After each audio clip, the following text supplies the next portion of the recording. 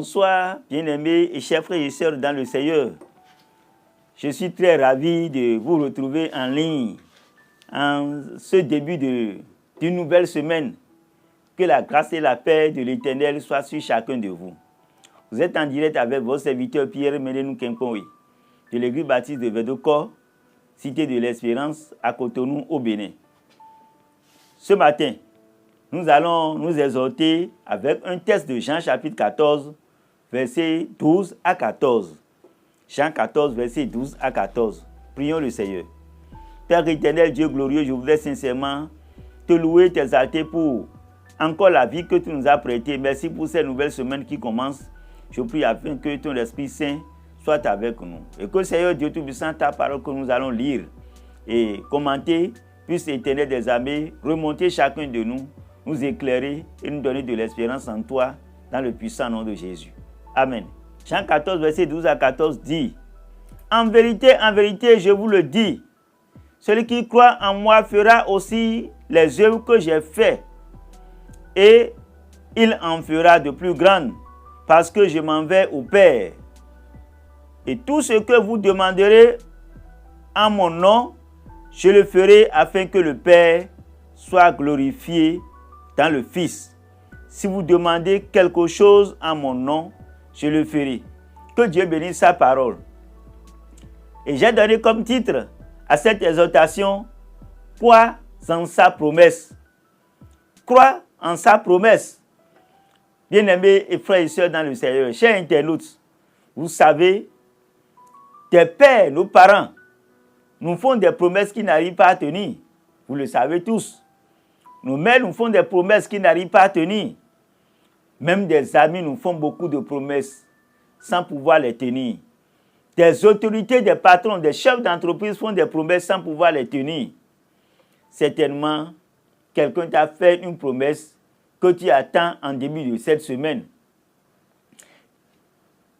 Nous pouvons aussi dire qu'il y a même des hommes politiques qui font des promesses sans pouvoir les tenir.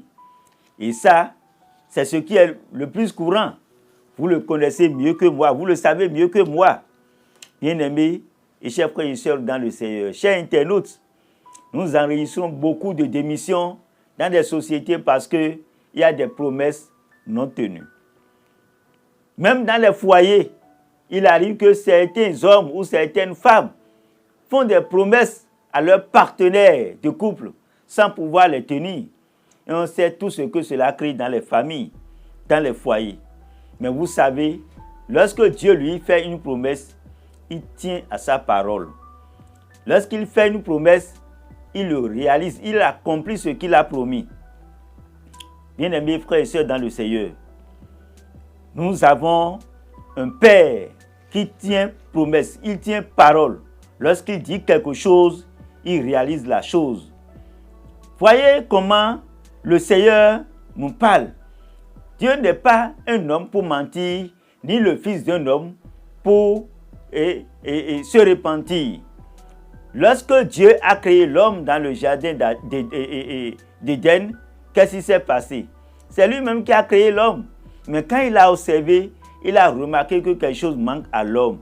Et qu'est-ce qu'il a dit dans Genèse chapitre 2, verset 18 et verset 23? Permettez qu'on lise cela. Genèse chapitre 2, verset 18 et verset 23. Alors, on nous dit ceci. L'Éternel Dieu dit, il n'est pas bon que l'homme soit seul.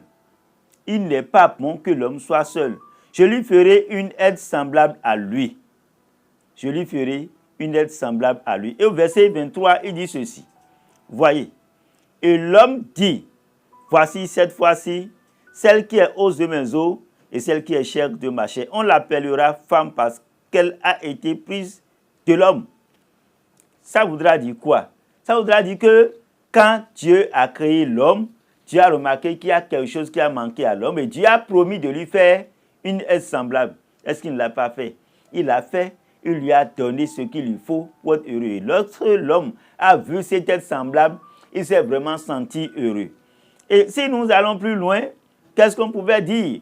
Jésus-Christ de Nazareth a promis se livrer au monde entier sur la croix. Et il a dit que 3 jours après, il reviendrait à la vie. Est-ce qu'il ne l'a pas fait? Il l'a fait. Il est mort, mais 3 jours après, on l'a revu encore. Il a tenu promesse. Il a également promis le Saint-Esprit. Nous y reviendrons certainement dans les semaines à venir. Il a promis le Saint-Esprit à ses disciples. Et en son temps, il a accompli. Le Saint-Esprit est descendu au milieu des enfants de Dieu. Et c'était la bénédiction pour le peuple de Dieu, la bénédiction pour le monde entier. Bien-aimés, frères et sœurs, dans le Seigneur, ce qu'il promet, il le fait. Crois en sa promesse et il accomplira cela dans ta vie. Il a promis certainement faire de grandes choses dans ta vie. Qu'est-ce qu'il t'a promis? Et de quoi as-tu besoin? Quels sont tes besoins? Dieu les connaît. Je voudrais te dire, mon frère, ma soeur dans le Seigneur, de ne pas être soucieux en début de cette semaine. Certainement, Dieu t'a fait des promesses que tu attends. Oui, Dieu n'est pas un homme pour mentir. Certainement, les hommes t'ont déjà trahi. Les hommes t'ont déjà fait des promesses sans jamais les tenir. Mais je veux te dire que Dieu accomplira quelque chose dans ta vie, dans ton travail, dans ta famille en cette semaine. Tu verras sa main agir en toi. Fais confiance en lui. Espère en sa promesse qu'il tiendra. Il accomplira cela pour toi. Il est capable de le faire. Jésus est capable parce qu'il est le Dieu qui tient promesse. Tout ce qu'il dit, il le fait et il le fera pour toi aussi. Bien-aimés frères et sœurs dans le Seigneur, que la grâce et la paix de l'Éternel se réalisent dans ta vie au nom de Jésus. Prions le Seigneur. Et je vais prier pour toi afin que les promesses de l'Éternel s'accomplissent véritablement sur ta vie, sur tes projets au nom puissant de Jésus. Seigneur Dieu, mon Père, mon Roi, je voudrais prier pour quelqu'un maintenant qui me suit avec des projets en vue, avec des attentes, Seigneur Dieu Tout-Puissant, avec des promesses, Seigneur Dieu Tout-Puissant. Ô Père éternel, manifeste-toi puissamment afin que, Seigneur Dieu Tout-Puissant, tes promesses, Seigneur Dieu Tout-Puissant, à qui il croit, Seigneur Dieu, puissent se réaliser pour lui au nom puissant de Jésus. Oui, Père éternel, certainement, il a entendu ta parole et il croit à cette parole qui sauve. Père, sauve-le et délivre-le.